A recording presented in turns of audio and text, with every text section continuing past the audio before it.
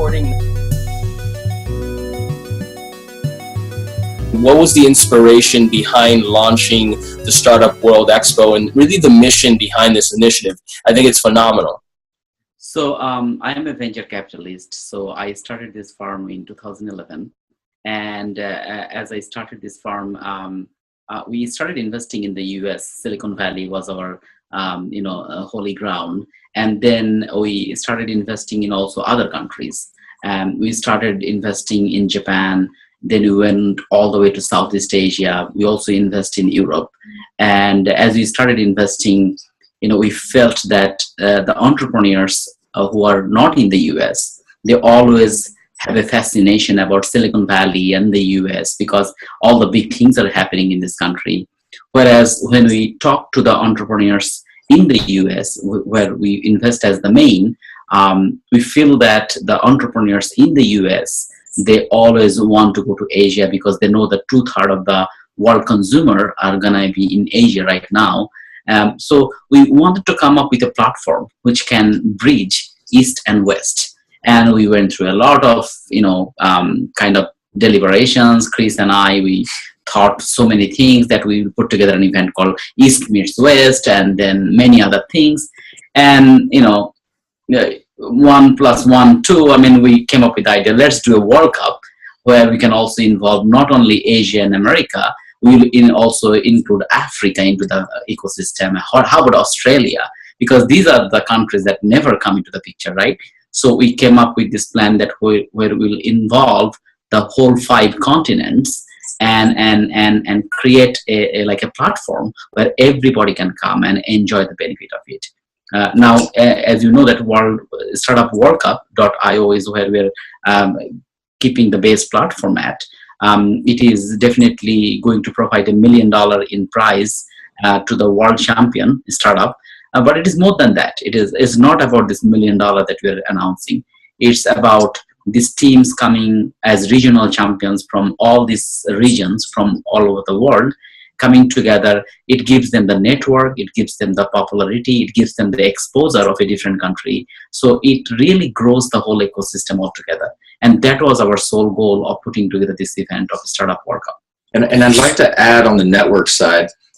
So the idea is there's a lot of incubators and accelerators in Silicon Valley that startups in, say, Japan or India, they would love to be a part of, but they don't have the resources available there or the connections to be able to get them accepted into these programs here in the US. So a lot of what we're doing is we're partnering with local incubators and accelerators in the US, and these final teams from all these other countries, we're going to be partnering them with incubators in not just US, but specifically in Silicon Valley, so that they get that exposure, that network, and access to those big name investors that they grew up hearing about. And that's another big value add we're bringing to the table for these startups. Now, Chris, I had a quick question. As you look at the event in India, what are some of the things that attendees can expect to learn from attending this event in India in November? Yeah, one of the things is how the entrepreneurship community in India is growing right now. It's growing at a rapid pace. A number of VCs are starting to set up funds there. All the global VCs are starting to focus on the India market, seeing that it's a huge emerging market right now. And some really hot startups are coming out of there. Now, while some do make the transition and move their offices to the US, a number of them are connected to their home. And they're trying to build large corporations in India, and we see it as a vibrant community with a lot of opportunity. And we think partnering with World Startup Expo can really help these India startups grow and become a part of the Startup World Cup community. One thing to add there, George, is so World Startup Expo is the total event in India. And Startup World Cup is partnering with them. So the pitch contest that is going to happen within that event is co-sponsored by World Startup Expo and Startup World Cup, which is from the Silicon Valley as the main organization. So the people who are participating, what they're going to get, right? I think that's where you were at.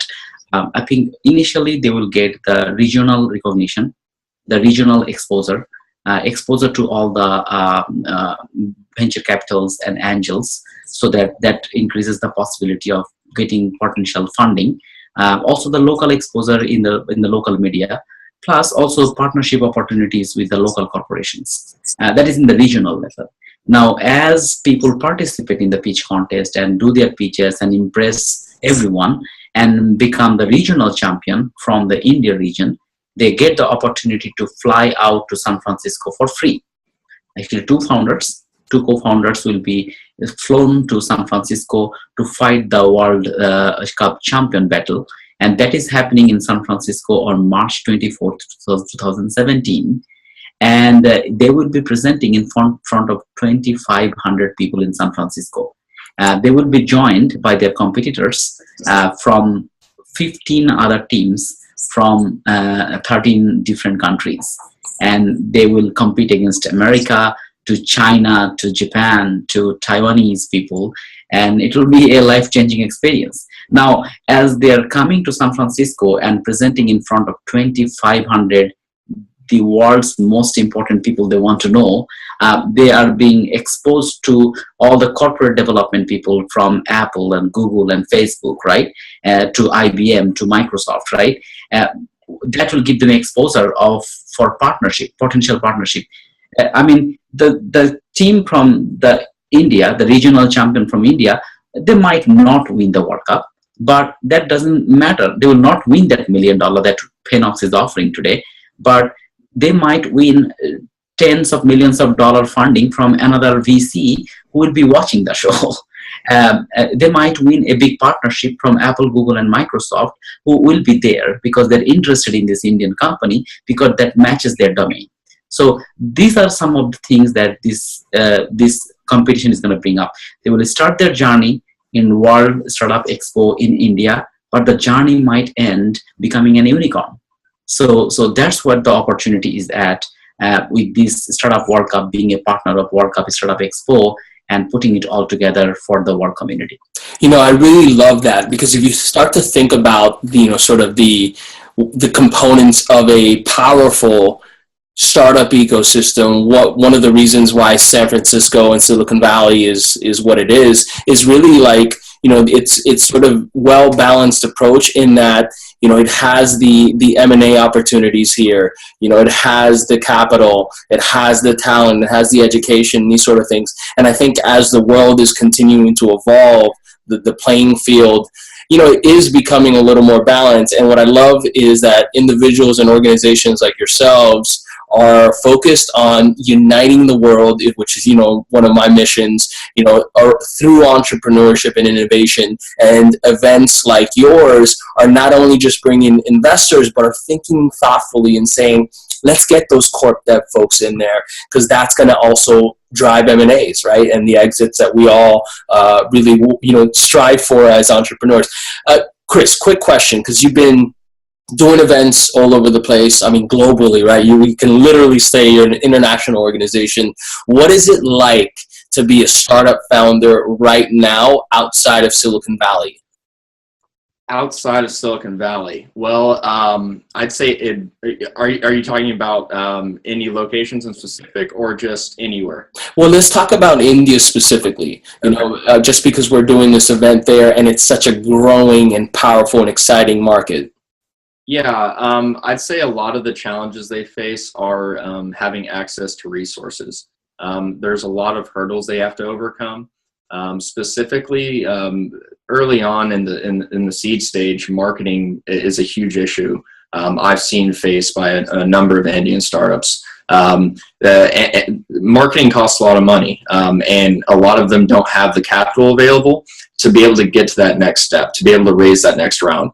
And I think one of the biggest hurdles the Indian startup community faces is getting past that marketing phase and getting to that next Series A and having that capital to take them to the next level.